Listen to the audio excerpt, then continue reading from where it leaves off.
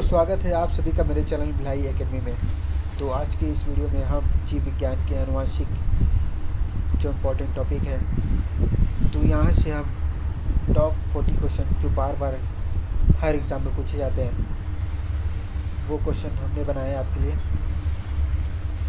तो चलिए शुरू करते हैं। तो ये एक जीन है, इसी प्रकार दिखता है। पहला क्वेश्चन है, आनुवंशिकता के जनक है।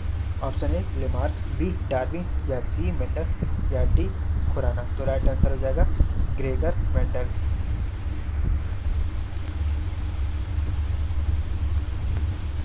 क्वेश्चन नंबर 2, आनुवंशिकी इकाइयाँ हैं। ए क्रोमोसोम, बी राइबोसोम, या सी जीन, या डी लाइसोसोम। आनुवंशिकी इकाइयाँ है, तो राइट आंसर हो जाएगा जीन, सी। क्वेश्चन नंबर 3, आनुवंशिकी यूनिट अर्थात जीन होते हैं। ए केंद्रकीय झिल्ली में, ऑप्शन बी गुणसूत्रों में, ऑप्शन सी लाइसोसोम में, ऑप्शन डी कोशिका कला में। तो राइट आंसर हो जाएगा ऑप्शन बी गुणसूत्रों में। क्वेश्चन नंबर 4, जीन है। ऑप्शन ए यकृत का एक भाग, बी आरएनए का एक भाग, ऑप्शन सी क्रोमोसोम का एक भाग, या ऑप्शन डी डीएनए का एक भाग। जीन जो होते हैं वो एक डीएनए का एक भाग होते हैं, एक पार्ट होते हैं। तो राइट आंसर हो जाएगा ऑप्शन डी। क्वेश्चन नंबर 5, सबसे पहले प्रयोगशाला में जीन का संश्लेषण करने वाले वैज्ञानिक है। Option A Mendel, option B Darwin, option C Watson, या ऑप्शन डी खुराना। तो राइट आंसर हो जाएगा हरगोविंद खुराना ने सबसे पहले प्रयोगशाला में जीन का संश्लेषण किया था, जो एक भारतीय है। क्वेश्चन नंबर 6, एक जीन एक एंजाइम सिद्धांत किसने दिया था। ऑप्शन ए वाटसन व क्रिक ने, ऑप्शन बी हरगोविंद खुराना ने, ऑप्शन सी बिडल व टेटम ने, या डी मॉर्गन ने। तो एक जीन एक सिद्धांत जो सिद्धांत जिसने दिया था, तो वो है बिडल व टेटम ने दिया था। Option C right answer. Question number 7, gene को व्यक्त किया जा सकता है। ऑप्शन ए आनुवंशिकता की इकाई, ऑप्शन बी डीएनए का एक भाग, या सी उत्परिवर्तन की इकाई, पसंद आया उक्त सभी की तरह।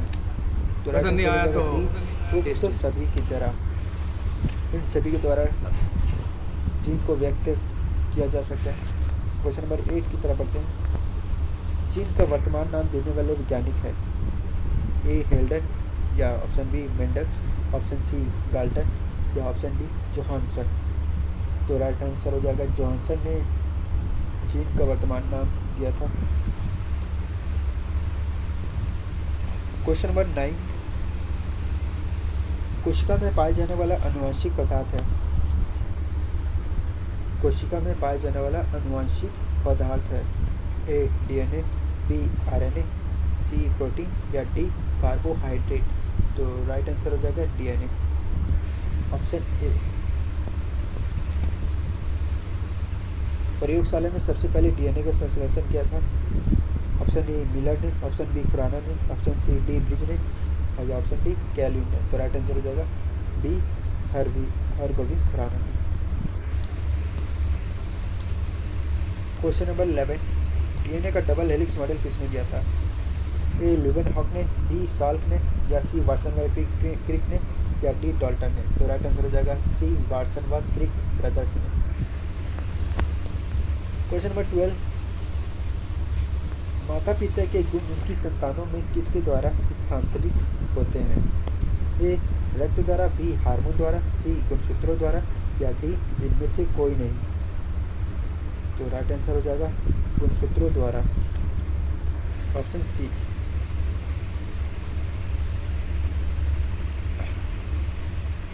क्वेश्चन नंबर 13, किस कारण एक माता पिता की सभी संतानें एक समान नहीं होती। ऑप्शन ए आनुवंशिक विविधता, ऑप्शन बी वातावरण विविधता, या सी ए और बी, या ऑप्शन डी इनमें से कोई नहीं। तो राइट आंसर हो जाएगा ऑप्शन सी ए और बी। क्वेश्चन नंबर 14, मनुष्य में द्विगुणित क्रोमोसोम की संख्या होती है, मतलब क्रोमोसोम की कितने पेयर होते हैं? ए 23, बी 24, सी 46 या डी 48। पेयर की बात किया जाए तो 23 होती है, तो राइट आंसर हो जाएगा ए 23।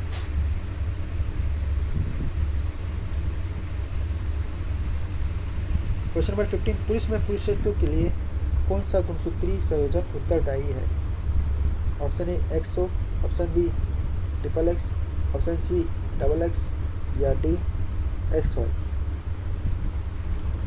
तो एक पुरुष में पुरुषत्व के लिए जो गुणसूत्री संयोजन जो होता है वो X और Y के द्वारा होता है। लड़के के Y और लड़की के X मिलकर ही एक लड़के का संयोजन होता है। तो राइट आंसर हो जाएगा X और Y, option D. Question number 16, एक सामान्य शरीर में कोशिका में गुणसूत्रों की संख्या कितनी होती है? Option A 40, option B 44, option C 45, option D 46।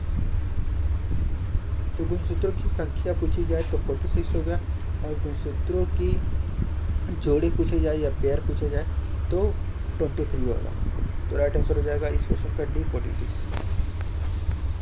Question number 17, मनुष्य में नर गुणसूत्र सम्मिश्रण होता है, तो ये होता है option A XX, option B XY, option C XO, option D XXX। तो राइट आंसर हो जाएगा ऑप्शन बी X और Y। मैंने पहले भी ऊपर बताया था कि क्वेश्चन नंबर 18, नवजात शिशु के लिंग का निर्धारण किसी से वशांगत हुए गुणसूत्र द्वारा किया जा सकता है? तो ऑप्शन ए माता, ऑप्शन बी पिता, ऑप्शन सी माता व पिता या डी पिता का पिता। जो नवजात शिशु के लिंग का निर्धारण जिससे होता है वो पिता के ऊपर निर्भर करता है कि वो बालक होगा या बालिका होगा। तो राइट आंसर हो जाएगा बी पिता। क्वेश्चन नंबर 19, एक सामान्य मानव शुक्राणु में ऑटोसोम की संख्या कितनी होती है? पहले तो बता दूं ऑटोसोम क्या होता है। ऑटोसोम वो गुणसूत्र होते हैं जो लिंग निर्धारण नहीं करते, जो आपके दैहिक वर्णों का निर्धारण करते हैं। और जो 23वां जो जोड़ी रहता है वो लिंग निर्धारण करता है। तो लड़कियों में XX होते हैं, 23वां जो सेक्स क्रोमोसोम जिसे कहते हैं, और लड़कों के पास X और Y होते हैं। तो इनकी जोड़ी पूछी गई है। ऑप्शन ए 20 जोड़ी, ऑप्शन बी 21 जोड़ी, ऑप्शन सी 22 जोड़ी, डी 23 जोड़ी। तो राइट आंसर मैंने आपको बता चुका था 22 जोड़ी होते हैं, तो ऑप्शन सी सही हो जाएगा। क्वेश्चन नंबर 20, मनुष्य में कौन से क्रोमोसोम के मिलने से बालक का जन्म होता है?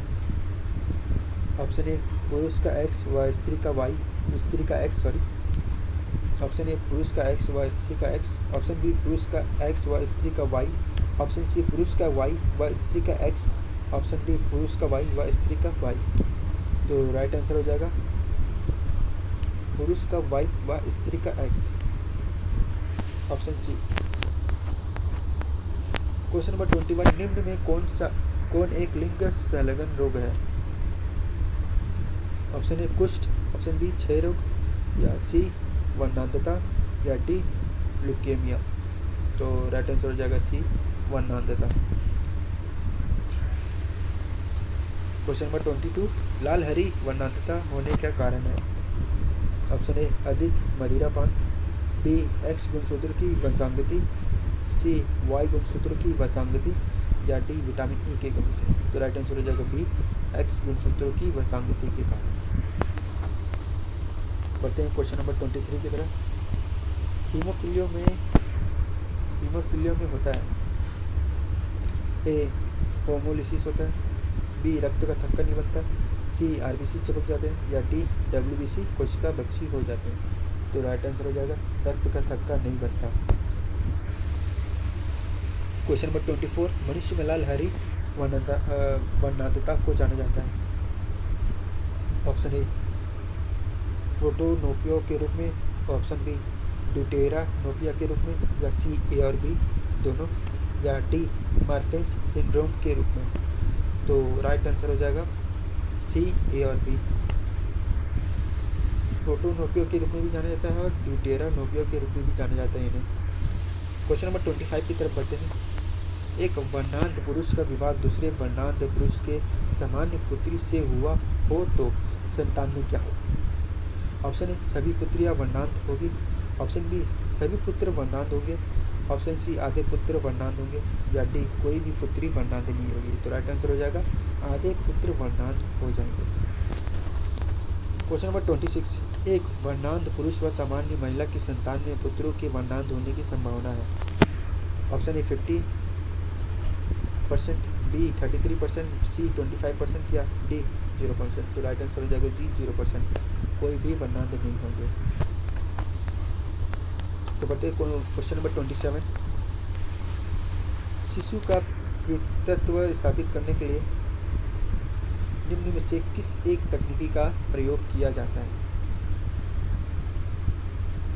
ए प्रोटीन विश्लेषण, बी गुणसूत्र गणन, या सी डीएनए फिंगरप्रिंटिंग, या डी डीएनए का मात्रात्मक विश्लेषण। तो ये आप लोग को पता होगा क्योंकि जब भी किसी को अपना पिता या पता करना रहता है, पिता को पता करना रहता है, तो वो डीएनए की फिंगरप्रिंटिंग के द्वारा पता कर लेते हैं, ये पता चल जाता है उनसे। तो राइट आंसर जो होगा DNA fingerprinting, option C. Question number 28। जिन शब्द किससे बनाया था? Question number 28। जिन शब्द किसने बनाया था? A option A D bridge ने, ऑप्शन बी WL जोहानसन ने, ऑप्शन सी जी मेंडल ने, या डी TH मॉर्गन ने। तो राइट आंसर हो जाएगा बी WL जोहानसन ने। Question number 29। वर्णांधता वाले व्यक्ति को लाल रंग दिखाई देगा। ऑप्शन ए पीला, ऑप्शन बी नीला, ऑप्शन सी हरा, या ऑप्शन डी बैंगनी। तो राइट आंसर हो जाएगा उसको हरा दिखाई देगा, लाल रंग उन्हें हरा दिखाई देगा। तो राइट आंसर हो जाएगा सी हरा। Question number 30। एक वर्णांध पुरुष एक सामान्य महिला से विवाह करता है, वर्णांधता के लक्षण उत्पन्न होंगे उसके। ऑप्शन ए पुत्रों में, बी पुत्रियों में, सी पुत्रों के पुत्रों में, या डी पुत्रियों के पुत्रों में। डी पुत्रियों के पुत्रों में। तो राइट आंसर हो जाएगा डी पुत्रियों के पुत्रों में। बढ़ते हैं क्वेश्चन नंबर 31 की तरफ। निम्न में से कौन सी व्याधि अनुवांशिक है? ए होमोफिलिया, बी ट्यूबरक्लोसिस, या सी कैंसर, या डी पेचिस। तो राइट आंसर हो जाएगा होमोफिलिया। बढ़ते हैं क्वेश्चन नंबर 32। डीएनए अंगुली छाप तकनीकी का उपयोग किसके अनुशोषण के लिए किया जाता है? ए ऑप्शन ए अल्जाइमर रोग, बी विवादित जनकता, सी एड्स, या डी पीएचआर। तो राइट आंसर हो जाएगा बी विवादित जनकता।